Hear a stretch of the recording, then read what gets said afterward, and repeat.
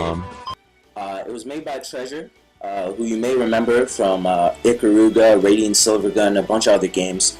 I really like this game, so I'm going to try and speedrun it for you guys today. So,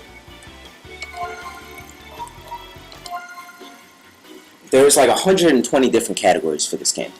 So, I'm going to be playing on Normal, Original, New Game with Ginjirou. So if we are ready to go, I can start the timer.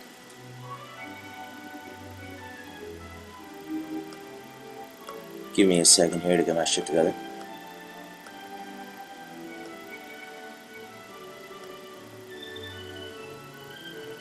Okay, how you guys doing? I'm a bit loud. Let me turn that itself down a little bit then. Okay, hopefully that's a little bit better. Alright. So, if you're ready with the timer, we can start any second.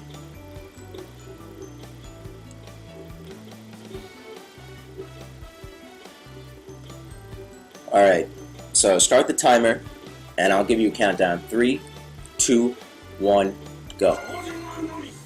So the cutscene skipping in this version is much faster, as you can see, than the Sega Saturn version of this game. This is what causes most of the time improvements between this version and the Saturn version. A lot of this game is kind of RNG, because you have to wait for enemies to get in proper positions, which is kind of a pain. But other than that, it's pretty straightforward. Just kill the enemies as fast as possible to progress. This jump kick is actually the fastest method of movement, so you'll see me doing that a lot. And then when I'm out of mana, like I am right now, I'll use this attack. It's basically, if you played Street Fighter, the Tatsu, the spinning fist attack. It gets in a lot of hits, so that's why I like to pull it off. And here we go, last guy. The thing about the screen transitions I should probably mention, screen transitions only happen after the despawn timer for enemies runs out. You can actually juggle dead enemies in this game, but 90% of the time you do not want to do that because it wastes time, it extends the despawn timer, and what ends up happening is you end up wasting time and taking more time to go to the next screen. So as you can see, this is a beat 'em up. It's got 3 rows. It's got a front, middle, and a back row. Enemies, their movement is kind of random, so a lot of times they'll jump around between rows when you don't want them to, unfortunately. And it's also like a choose your own adventure. So if you look at the category, it's called Gold and Silver with Ginjirou. The reason it's called that is because Gold and Silver is the boss that we end up fighting in this route. It's kind of like you can pick whichever path you go on. And Ginjirou is the character that we're using. So, if you recall at the beginning of the run, I said this game has a ton of categories. This is just one of them. Original mode versus remix mode is another difference between the categories. This guy is not going that great right now. Usually if I can get one lightning palm on him, that's all I need. But since their AI is kind of random, it's a pain. So I just leveled up my intelligence between levels. What that does for me is it powers up all my magic attacks. And I need that first level up for my intelligence just so I can get some base damage in. After this, I'll be leveling up mostly my luck. Luck is mostly for critical hits, so it comes in really handy for everything from magic attacks to melee attacks. And then at the very end, before the final boss, I'll be leveling up my intelligence again. So we're going to skip these zombies. We're just going to go all the way to the right. And now, hopefully, these guys will line up a little bit for me. Alright, we got 2 of them. That's okay. I have a love-hate relationship with this dude on my right, I guess. He's the undead warrior. Basically, the story of the game goes, we found this sword, we resurrected him from the dead, and now he's on our side. So we're going to pick go to a safe village nearby. This is slightly faster. Okay, and now we level up our luck like I said I was going to. I don't actually remember who this green dude is. I always skip the story when I play this game, so honestly, don't know. But he's on our side for now. I can actually command my undead warrior, and you'll see this later on. Now we get to another section where I don't have to fight anything. I spent a lot of time in the beginning trying to figure out what made this tick, and you can actually just jump kick all the way to the right, and nothing happens. And so here we encounter Zur. He's one of the villains in this game. He sicks this giant robot on us, so I have to kill this guy to progress. And if he stops interrupting me, I will in a second. So I just died. Dying in this game is actually not that big a deal. Because when you die in this game, you don't waste any time, number one. And number two, what ends up happening is you get your health refilled and your mana refilled. So it can actually be really useful.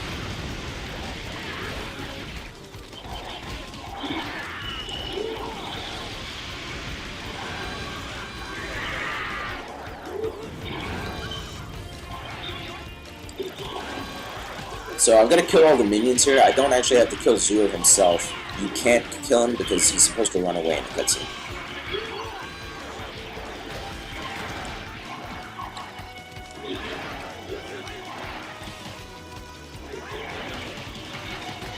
There he goes.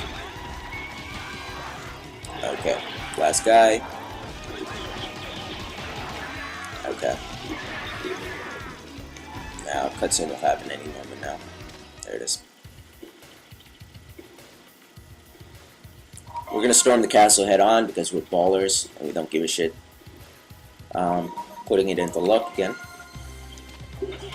Now I hate this stage. This stage always fucks with me.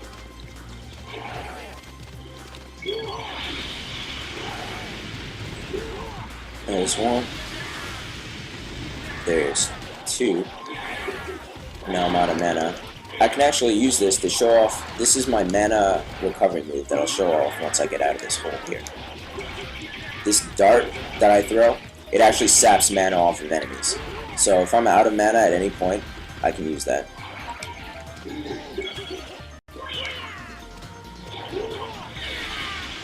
Okay, that was kind of a waste of time, but it's alright.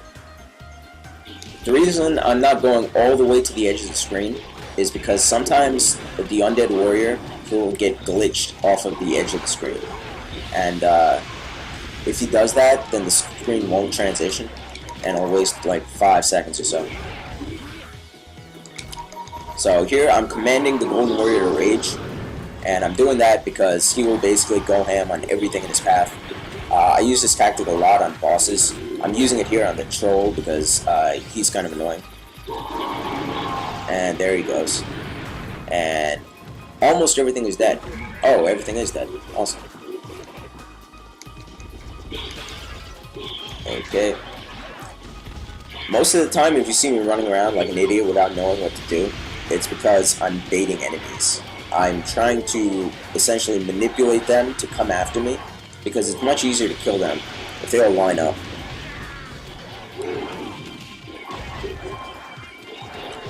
I am reading chat, by the way, so if you guys have any questions, just call them out in chat, and I'll answer them if I see them. Let's see here.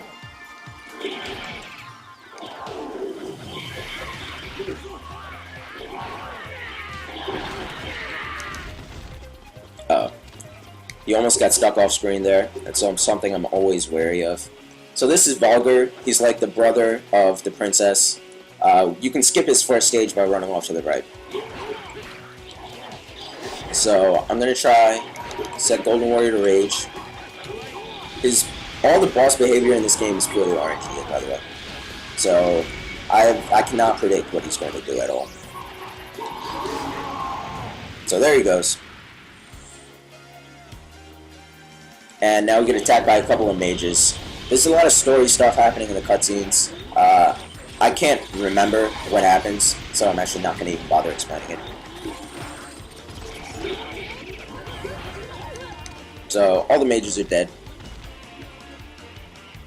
And now we encounter Canon, who's like an ancient wizard. He rebelled against the sky spirits, and then he was thrown out of heaven, and all this stuff happened. So we're gonna take the pussy route, and we're gonna say, you did what you had to do. And this way we avoid fighting him. This is played on Xbox Live Arcade. As I mentioned at the beginning, Xbox Live Arcade is much, much faster version than the Saturn version. It's like $10. We're going to avoid another fight here. I'm saying we belong with our own kind, so I'm going to avoid fighting the Earth Spirit. And it's a pretty pussy option to take, but it is the fastest option, so I do what I have to do. Now here we encounter one of the more annoying enemies in this game, which is these Mage Knights. They can kind of cast spells at you. Some of their spells are really powerful. And they can toss you like that.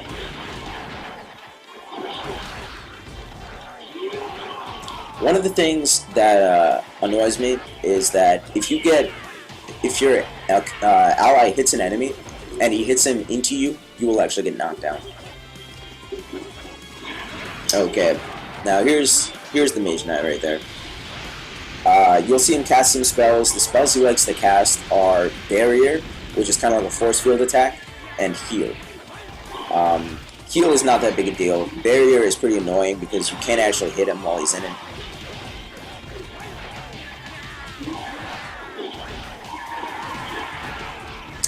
I'm just doing a little technique. I like to call it corner trapping.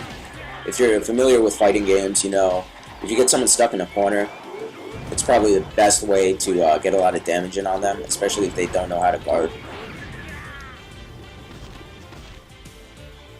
And right there, I just got him stuck off screen. That's what I'm trying to avoid. These guys, the mages, they're really powerful, but they're pretty weak health-wise. So they're kind of like glass cannons. So I don't worry about them too much unless my health is really low, and then that's when I need to worry about them.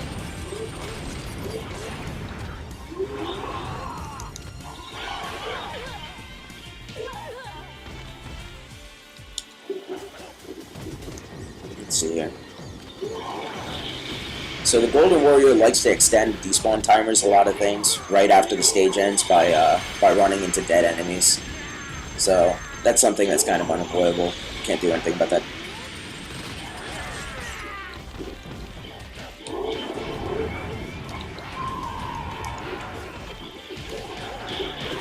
Okay, and I think that's all. I don't think there's any more waves. Yep, and now we're going to save the princess. Don't hurt her, we will obey.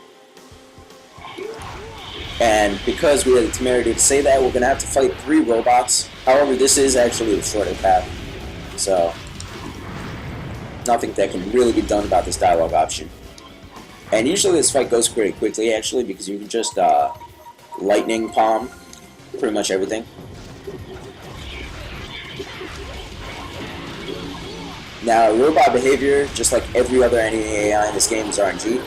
So, the robots have an auto-kill laser attack. So if they decide to use that, it's not an auto-kill, but it will juggle me for maybe like 5 seconds. And there's literally nothing I can do.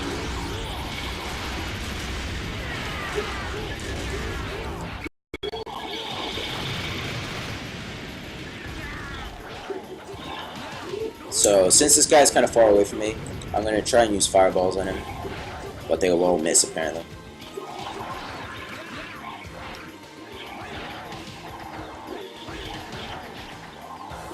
Oh, come on, he's so close. Alright. So, in this next section, I'm just going to set the Golden Warrior to Rage. The reason I do that is because there's a lot of enemies. If he uses his Rage attack, I will hopefully kill these guys a little bit quicker. And now I need mana. I'm trying to do the Lightning Palm, so I have to sap some mana off these guys.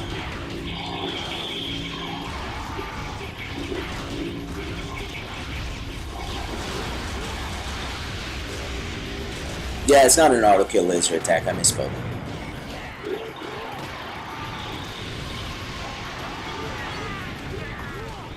Oh, come over here. Well, it's kind of overkill to have him use Rage on the last guy, but whatever, I'm not too worried about it.